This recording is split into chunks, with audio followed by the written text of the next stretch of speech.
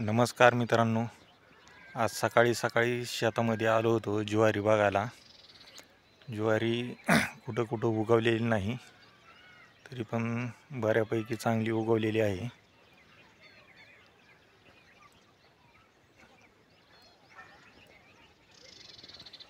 बघा मित्रांनो, आता इथं जवस पण पेरलं होतं.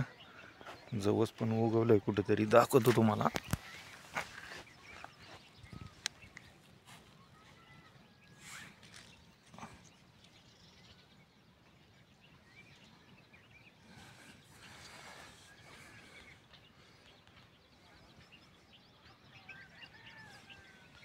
जवस पण काय जास्त उगवलं नाही, कडेने सगळं जवस पेरलं होतं, परंतु कुठं कुठं जवस पण उगवलेला आहे.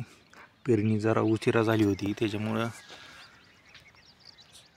एवढं काही खास उगवली नाही ज्वारी.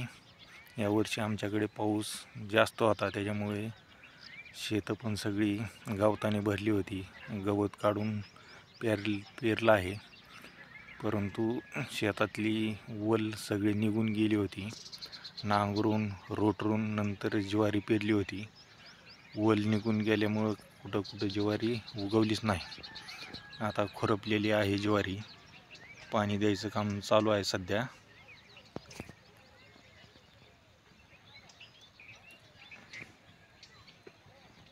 सकाळ सकाळी शेतात मस्त वाटत आहे. थंडी पण जास्त नाही. 8 दिवस झालं थंडी कमी आहे. 8 दिवसापूर्वी खूपच थंडी पडली होती, परंतु आता सध्या पावसाचं वातावरण सांगितलेलं आहे, त्याच्यामुळे थंडी कमी आहे आमच्याकडे. ज्वारी चांगली आलेली आहे. ज्वारीचा काय भाव आहे मित्रांनो तुमच्याकडे सध्या? आमच्याकडे सध्या 4,000 ते 4,500 रुपये क्विंटलचा भाव चालू आहे सध्या. ज्वारी काढल्याच्या नंतर आमच्याकडे 2500 ते 3,000चा भाव येतो ज्वारीला. परंतु आता ही खायापुरती थोडीशी पेरलेली आहे, अर्धा एकर.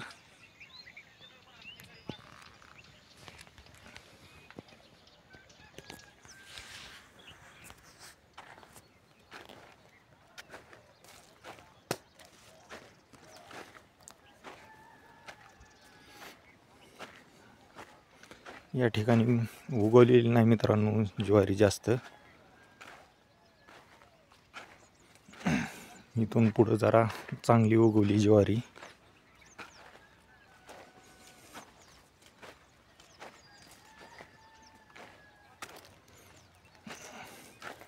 दिवस पण उगवलाय मित्रांनो, बघा वर आलाय थोडासा. वातावरण एकदम मस्त आहे सकाळचं.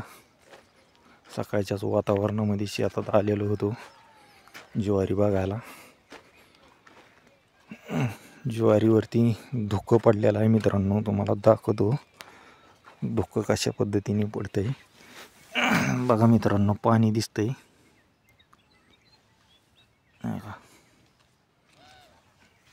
धुकं पडलेलं आहे.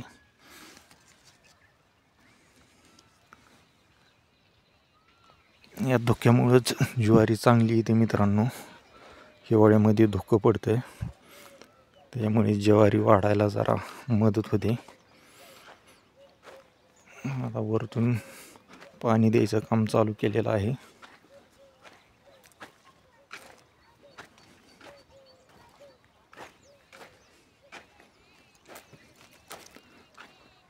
तुमच्याकडे काय पेरलं जातं मित्रांनो? आमच्याकडे आता या हंगामामध्ये जास्त ज्वारी पेरतात. आमच्याकडे जास्त करून आता लोक ऊसाचंच पीक घेत आहेत. ज्वारी हे तर आता कमी घेत आहेत लोक पिकं. ऊसाचंच पीक जास्त आमच्याकडे चालत आहे सध्याच्या याच्यात. परंतु आता ही खायापुरती ज्वारी पेरलेली आहे.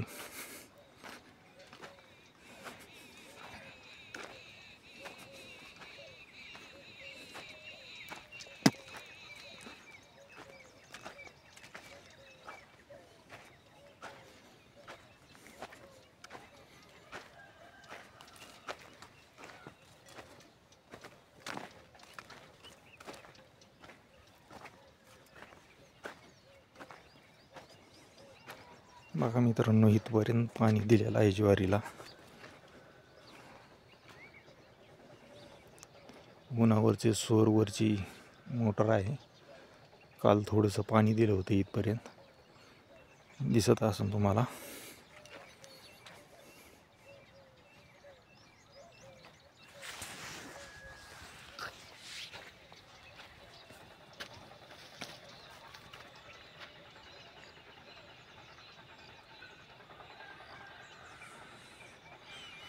धन्यवाद मित्रांनो.